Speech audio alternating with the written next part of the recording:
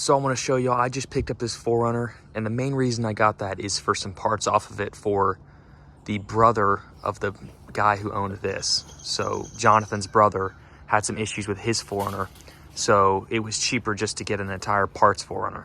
So for Johnny's, I'm gonna steal off some wheels and steal a few parts to make his better, and then take off what I need for his brother, use it, fix it, and then sell the rest of the parts off of it I can as quickly as possible. About to swap the wheels over from the donor 4runner to Johnny's, because these are crappy steel 15s. These are nicer, limited 16s. Look a lot better. So I'm gonna rock these on his, try to make it start looking a little bit nicer than the SR5.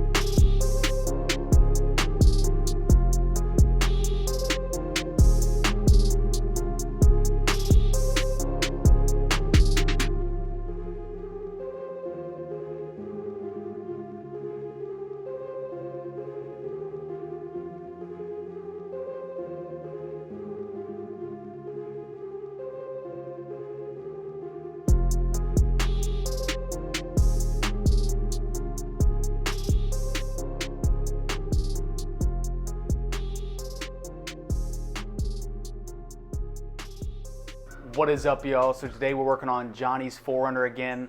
So today we're gonna be taking out all of the gray interior. It's really faded and old, and I'm gonna replace it with a really nice tan interior that I got out of the parts 4runner the other day. So anyway, let's go ahead and get into it.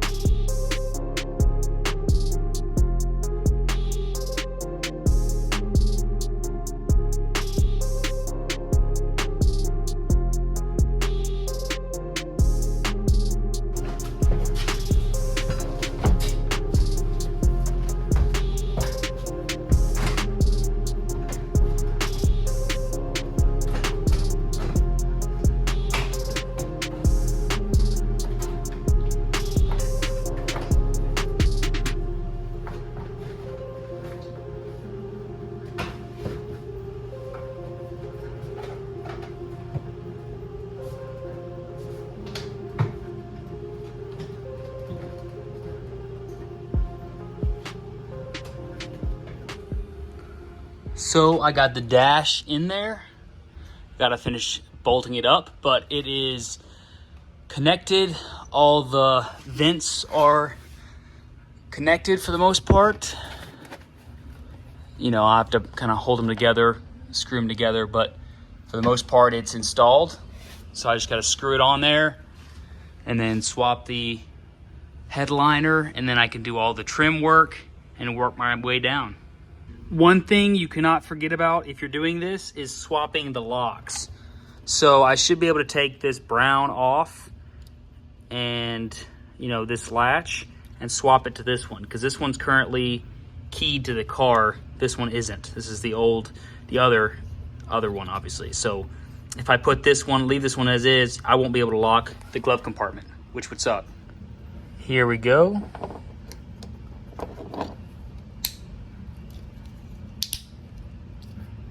Nice. Now this key goes in it. And it'll lock it and unlock it. Now we can reinstall this.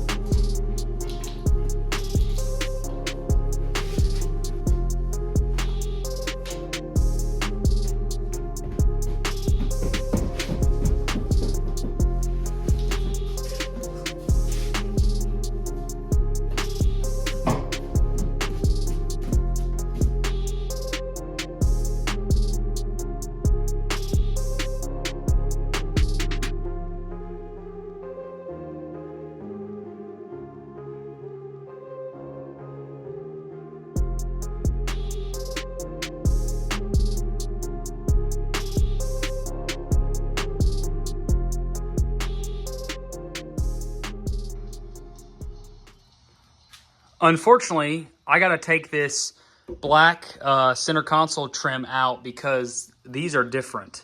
The bolts will not line up, so I got to have these on the tan one. So got to swap this around.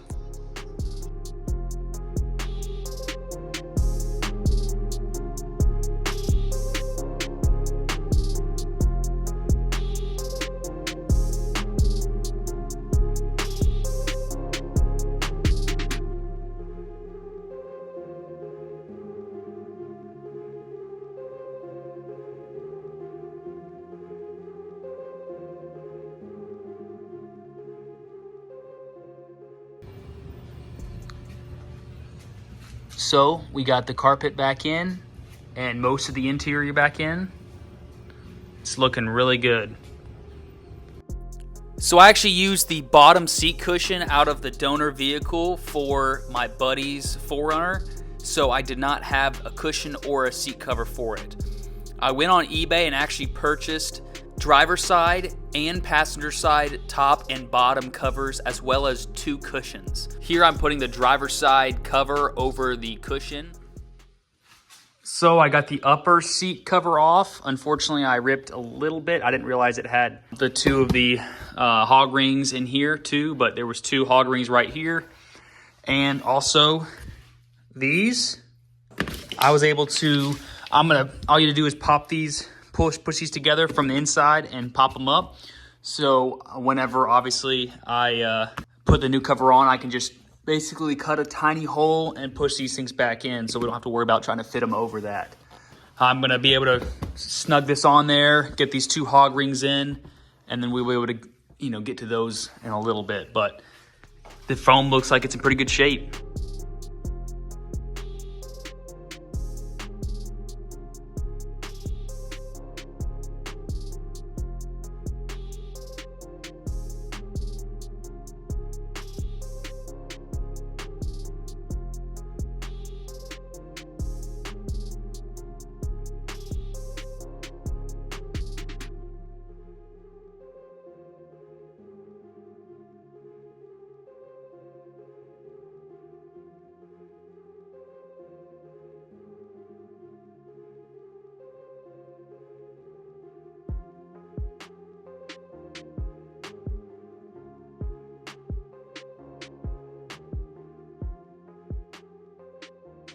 So for the back of the seat right there, there's supposed to be hog rings that go in on the back of the seat cover.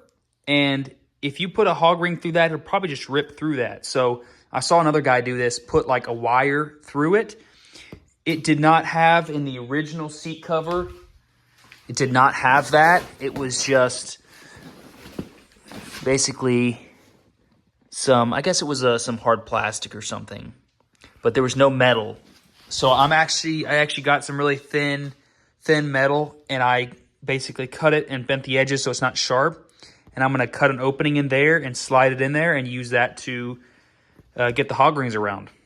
Costs like basically $1.50 for this piece.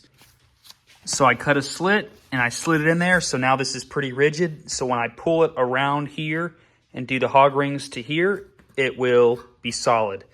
Like this whole entire edge has a solid piece of plastic that's pretty rigid.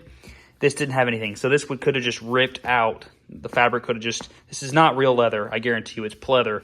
So obviously the hog rings could easily just rip out of that if a big boy sat on this cushion, I'm sure.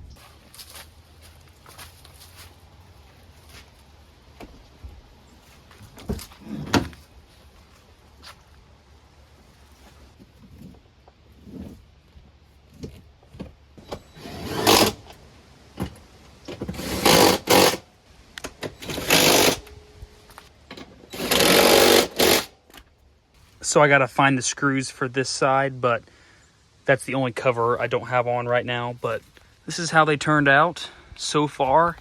Not entirely thrilled. I don't know what I did wrong there. Maybe I did those hog rings too tight. I guess the bottom cushions don't look too bad. But these Chinese replacement covers aren't super easy to work with. They got a lot of wrinkles in them. They aren't super tight on the original cushions. I mean, the only thing that is retaining this thing is these two hog rings and then a clip on the back. It clips to itself. So I don't know. I mean, they look decent. I haven't put this cover on. This is a new replacement cover for that, because the cheap replacement top was not it. It didn't have the pop-up top, and it had plastic hinges. So this is the OEM with metal. So I'm gonna just try to take this thing off and put this cover on it, which it matches these seats pretty well. Which the seats match this tan pretty well. They match pretty well. I mean, the old seats match pretty well. Or the new seat covers match the old ones pretty well. Overall, the covers aren't super easy to make look perfect.